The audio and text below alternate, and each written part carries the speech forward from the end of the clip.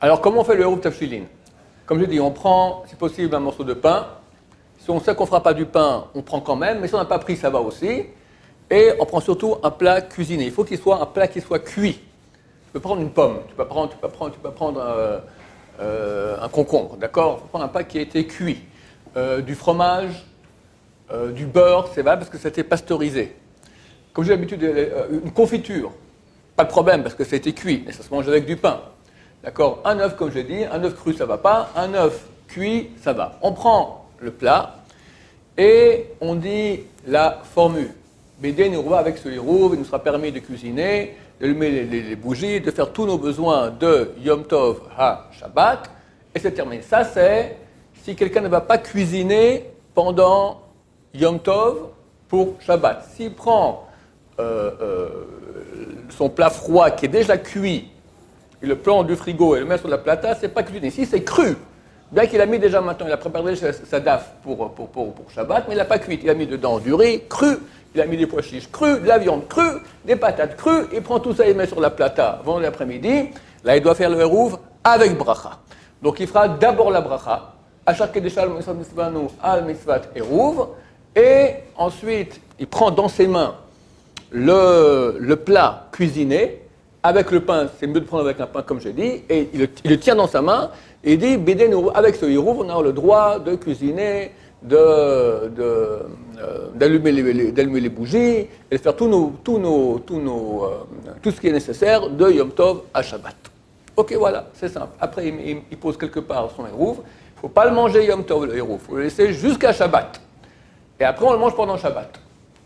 Il y en a qui aiment bien le manger à Souda Shlichit. Tout dépend. En fait, si le plat sera meilleur le vendredi soir, c'est mieux de le manger vendredi soir. On le mange quand on veut. C'est bien, si on a fait sur le pain, de faire la bracha à motzi sur le pain aussi. Pourquoi? Parce que vu que tu as déjà fait une mitzvah de hérouv tafshilin, il faut aussi maintenant, sur le même pain, tu fais encore une bracha, une mitzvah, celle de faire la bracha du motzi dessus. On peut rajouter dans la formule qu'on fait, il sera permis à nous et à tous les gens de la ville de cuisiner, d'allumer les bougies, de faire tout ce qui est nécessaire pour eux, de Shabbat, de Yom Tov à Shabbat. Ça, normalement, le rabbin de la ville, lui, il fait comme ça le hérouv. Il fait le hérouv aussi pour tous les gens de la ville. Que si jamais quelqu'un a oublié de faire le hérouv, alors il peut compter sur le hérouv du rabbin. Si le rabbin a pensé le rendre quitte. Maintenant, chacun de nous peut se dire, moi je suis le rabbin de la ville, et puis aussi, pour être tranquille comme ça, je fais aussi hérouv pour tout le monde. Alors comment il fait? Il prend la nourriture, avant qu'il fasse la bracha et la formule, il prend le plat, il donne à quelqu'un, pour que ce quelqu'un soit zoché, ça veut dire qu'il acquiert, ce quelqu'un va acquérir ça pour tous les gens de la ville. Je lui dis par exemple, voilà, j'ai un Chaim, tiens, voilà, prends maintenant, on va dire, ça c'est le hérouv, tu prends ça, et par le fait que tu soulèves, tu fais acquérir, ça devient la propriété de tous les gens de la ville. Et toi, par le fait que tu le prennes dans ta main, il faut que tu le soulèves au moins un téphar 8 cm, par cela, ça devient propriété de toute la ville. Nafkamina, si moi je l'ai mangé vendredi à Yom Tov, je vais voler les gens de la ville. Je vais leur demander Mechila, parce que ça ne m'appartient plus, ça appartient à eux. Shabbat, je peux le manger, parce qu'il faut bien que quelqu'un le mange, je fais partie des gens de la ville aussi, donc je peux le manger. Mais maintenant, si je le mangeais vendredi, alors qu'il n'a pas encore fait son but d'être hérouv tafshilin, il faut que le hérouv tafshilin soit encore existant lorsque Shabbat rentre. Donc on peut comme ça faire acquérir les gens de la ville par le fait qu'on le donne à quelqu'un, ce quelqu'un le soulève, après moi je dis ok, rends-le-moi, je le prends, et je fais toute la formule comme je dis. Je fais la bracha, et je fais après la formule, grâce à ce hérouv, je pourrais cuisiner, etc. Est-ce que je peux maintenant donner ça pour faire acquérir aux gens de la ville à quelqu'un d'autre qu'Adar Chaim?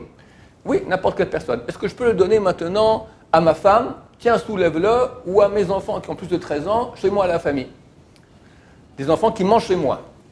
A priori, non, parce que leur main est comme ma main. Donc en fait, je n'ai pas donné il faut que je donne à quelqu'un d'autre. Bediavad, si on s'est trompé, on a donné ça à sa femme pour les gens de la ville, ou à ses enfants qui ont plus de 13 ans, c'est valable. Quelqu'un qui a oublié de faire le hérouv, d'accord? La Gemara dit qu'il peut compter sur le rabbin de la ville. Il va lui demander, vous avez fait un hérouv pour tous les gens de la ville? Oui, j'ai fait, donc je peux compter dessus et je peux cuisiner. La Gemara, elle dit que c'est valable une seule fois dans la vie. On me raconte une deuxième fois, il a oublié. Le Rav lui a dit, t'es un pochéa, t'es un criminel, qu'est-ce que tu fais pas, c'est quoi ces manières-là? T'oublies toujours, c'est pas valable. Les poskim actuels, ils ont dit, les gens aujourd'hui sont tellement fous, tellement inconscients, tellement à côté de leurs pantoufles que c'est valable aussi toute la vie, d'accord? Alors, quelqu'un qui dit, moi, bon, je compte sur le rabbin, je ne fais pas de hérouv par paresse, c'est pas valable. Pour lui, c'est pas valable. Il voulait faire le hérouv.